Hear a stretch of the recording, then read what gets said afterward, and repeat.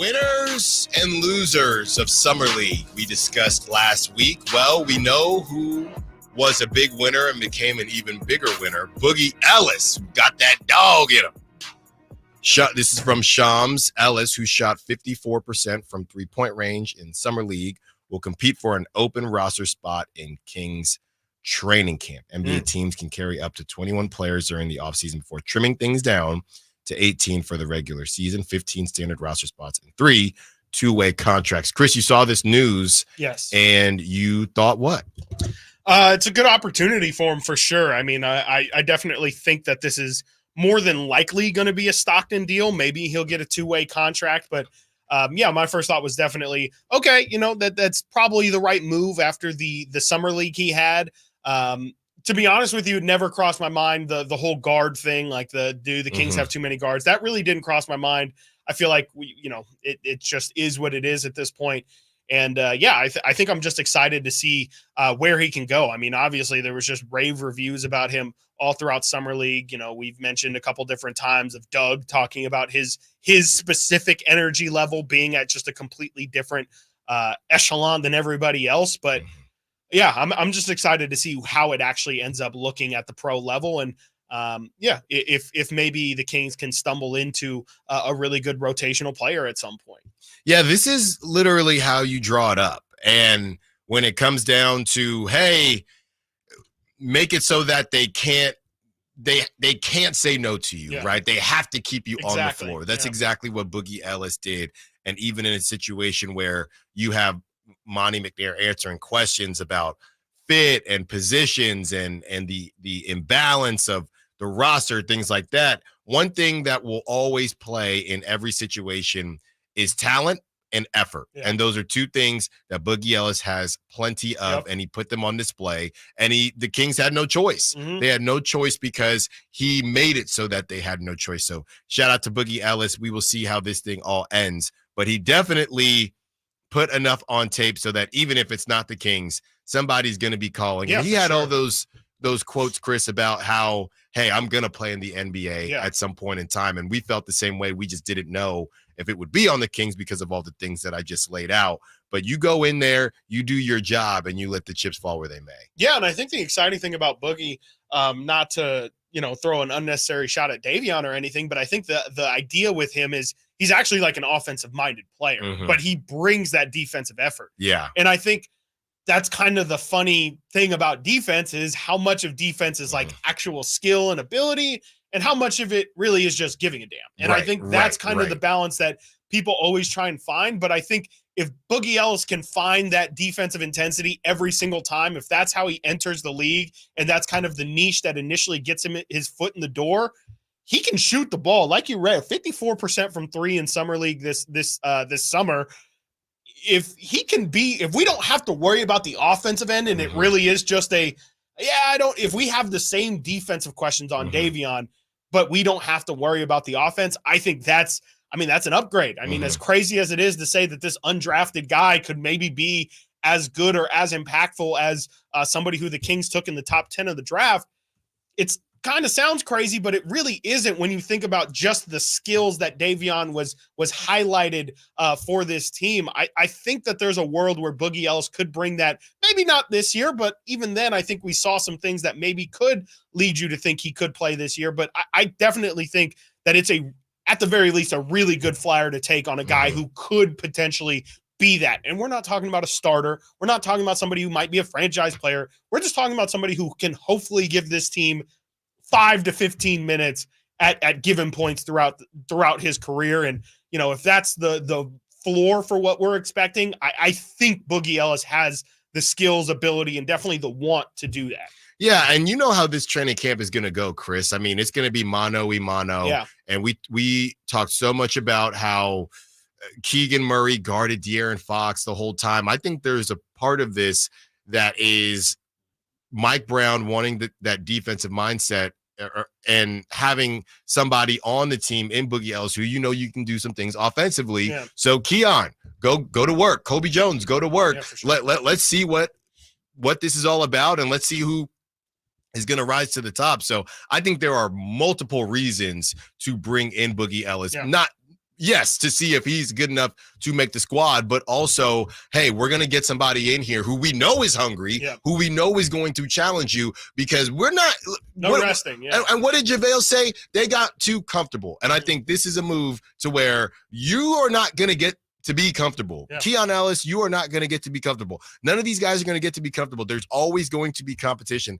There's always going to be somebody coming for your spot. So yeah, shout out to Boogie Ellis. And really it makes training camp a very exciting situation for the Kings. And obviously we'll have Brandon Nunez and Frankie Cardicelli, all of the crew, in and out of that, keeping everybody in. And we're not there yet, Chris. Nope, we're not there yet, but we are powering through. So you have some notes here on the current state of the roster. Yes, and you can read way more in depth about this on SactownSports.com, which is just a fantastic website. It really is. If you're looking for any sort of Kings content, I know people say it's dry, but you couldn't tell our writers that, because they are still pumping out content. Frankie wrote an article this morning about just where the current roster stands after Boogie Ellis signs. You mentioned that they can hold up to 21 players until they eventually have to cut it down to 18.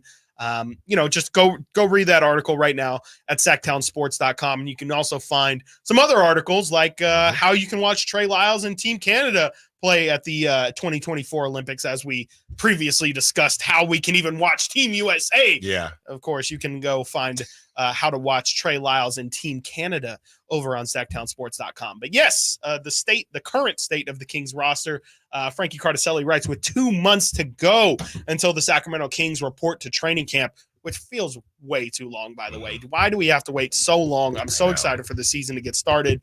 There's a good chance that Frankie says there's a good chance that this roster will look completely different come October.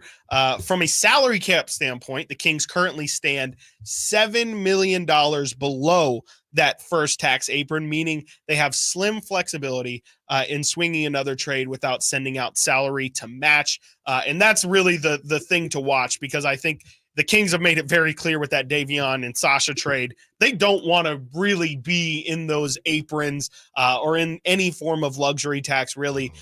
Or if they are, they want to barely be touching it and maybe be able to hit an eject button if things don't go the way that they hope it does. But yeah, I think that they're currently in a really, really good standing. Just kind of looking at the breakdown right now, they have a ton of guards, which of course we've been talking about, but it just feels like the roster, you can kind of start to see it take some shape with the Orlando Robinson signing as well. It feels like, to me, the forwards are the things that we're missing. And I think, obviously, when you look at the roster and you see that many guards on the team, it's just logical to say, look, we can't go into the season with 4 forwards, and one of those is DeMar DeRozan, who is forward adjacent, but we know that he can be manipulated in terms of his positioning. He can either be a shooting guard or he can be a forward based off of what the Kings are going to ask of him. But it's DeRozan, it's Keegan, it's Trey Lyles, and it's Jalen McDaniels. Those are the only forwards on this roster, and yet they have Fox, they have Monk, they have Herter, they have Keon Ellis, they have Boogie Ellis, they have Devin Carter, Jordan McLaughlin, and Colby Jones, all at the guard position. And really none of those guys can slide up. Maybe Kevin Herter could slide up and play a forward, but the imbalance just screams at you. And when you look at this, it just feels like at some point here that move is eventually coming for a forward, whether it be the Cam Johnson, whether it be the Kyle Kuzma, or maybe we're all disappointed and it's a lesser level guy. But I think that just looking at the current state of the roster, to me, that the imbalance does definitely it kind of screams at you a bit, Yeah, and that's exactly what people were saying when Devin Carter got drafted. And now Devin Carter, I know he said what did he say? He could guard 1 through 4. He might have even said 1 through 5, but he definitely said 1 through 4. And when Monty was speaking, he said he definitely can guard 1 through 3. So that helps a bit, like you said, but it's always 2s that can be a 3. It's never I'm a 4 that can go the other way. And that's essentially what they're looking for. And here's the thing, Chris, I know we're going to get more into the NBA free agency a little bit later in the hour, and then all of a sudden, you see Tyus Jones go for a minimum deal to the Suns. If you were gonna look for another guard, I mean, I don't think anybody saw this coming, but I would have loved the Tyus Jones. I don't think you need more guards, but that would have been nice. I think he was looking for a starting spot, though. Once he saw he wasn't going to get the money that he honestly deserves, I think he prioritized who's going to give me the best chance to start, and I would assume in Phoenix he's probably going to start, and then put Booker back at the 2. Yeah. I mean, they needed a point guard. They didn't have a point guard last year. They kept trying Devin Booker or Bradley Beal, and neither of them is a true point guard. So I think that's kind of the Tyus thing. I wouldn't expect him to play in that situation past next year because Phoenix doesn't have any money to go over any sort of cap or anything like that. They're already capped out. So it's a good signing for them, but I think that's just more opportunity than anything else. And you can honestly blame the new CBA for why Tyus Jones is a Sun right now. This is what I don't understand. Where are the cheap forwards? Where are the cheap forwards on these minimum deals? Guards are everywhere. That's what it is. Not all these 6'8", 6'9" guys can run and shoot and play defense, and the ones that are all locked up. I mean, no one's in a rush to get rid of those kind of guys. That's what it is. It's you can find your Boogie Ellis's and have a realistic conversation about can he replace a Davion Mitchell. You can't have that conversation about Jay Crowder replacing Harrison Barnes. Like you just can't. No, and you make a good point. And like I said, we're gonna break this down even more. But now that you said that off the top of your head, Chris, it does make the Jazz. And there is a report out that Chris and I are going to break down during the free agency talks that the Jazz will not do a deal with the Warriors unless Brandon Podziemski is involved. Now that you say that, is it easier to find, and I know money is a thing and Kuminga is looking for that extension, but is it easier to find another Podziemski or another Kuminga? I think you can find a Kuminga easier only because he's not realized yet. I think you can find crazy athletic forwards who can't shoot just about anywhere in the G League, but it's really tough to find a smart 2-guard who can play point guard, but also, does a lot of the defensive stuff and things like that. I actually think Kuminga is a bit of a freak athlete for sure. That's what I'm saying. Yeah. I mean, to the Kuminga level, but in terms of the production he does, he's not skills in terms of the skills that he brings. I think you can find these raw, crazy athletic, long forwards a little bit easier than a heady 1-2 guard who can, do all the things that I don't like Brandon Podziemski. So please don't make me say nice things about him again. We will continue to break that down at the bottom of the hour. Let's get to Brandon, 916-339-1140, who wants to talk about Tyus Jones. What's up, Brandon? You wanted him on the Kings too? What you got for us? I wouldn't have mind that. I feel like, if anything, we do got a little problem with who's actually going to be the backup ball handler. I think he's been showing some trouble with that in Summer League.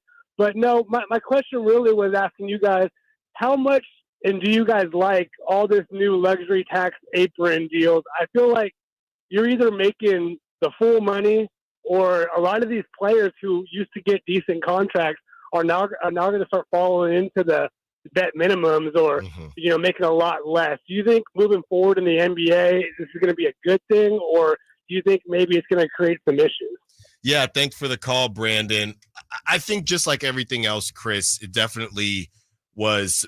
There were good intentions behind it, and I know people love to just give it to CJ McCollum, and just some of the memes are just outrageous. President but of the CBA. I do, yes, I do think that they were with good intentions. How it's working out now, if you're Tyus Jones, you don't like it. All of these guys, it's just kind of poor timing. And hey, we can't cash you out like we used to because we're so afraid of that second apron. So I do think it was supposed to be done with good intentions and to not allow these super teams to happen. But the overcorrection doesn't seem like it's working so far. No, yeah. I mean, it kind of becomes political because it's a bit of economics too, where they're just eliminating the middle class of basketball players. Yeah. Like it's either you're making the minimum like Tyus Jones, who probably to the caller's point, like should be paid $12 million in like a normal CBA universe, but now he's making $3 million, and you have the Desmond Bains of the world who are making 34. And there doesn't feel like there's a lot of guys who are in that, frankly, like the Trey Lyles zone or the Kevin Huerter zone, where it's like $15-16 million a year. And it's a lot of 22. Jeremy Grant's at 34. Cam Johnson even is at 24 or 22 mil. So it just feels like, there's not many contracts that exist in the tens anymore. There's not the $10 million to $19 million contract anymore. Malik left money on the table. Yeah, and I think that kind of is bad. Like that's bad for the overall health of the NBA. If you're a guy like Tyus Jones, you did everything right, and you should probably see a light at the end of the tunnel for how he's played. He deserves to get paid, and now he has to have another prove-it season. And what happens if Tyus Jones gets hurt this year? Well, then he's going to be on another minimum contract. And so, I just think in the long run, it's definitely not good for your traditional role players, your rotational guys. All of them are going to be minimum contracts playing with a bunch of 20, 30, $40 million players. And it's definitely not good for the overall health of the league for sure. I'll tell you what, Chris, that Precious Achua to the Kings on a minimum deal is going to hit like Christmas morning. I love it. Like Christmas morning, we are speaking it into existence. We will get back into the NBA trade market at the bottom of the hour, but now we take a trip to Major League Baseball, and the Giants are rolling against the Rockies. Really? Should they buy? Should they sell? The trade deadline is tomorrow. Stiles and Watkins, Sactown Sports.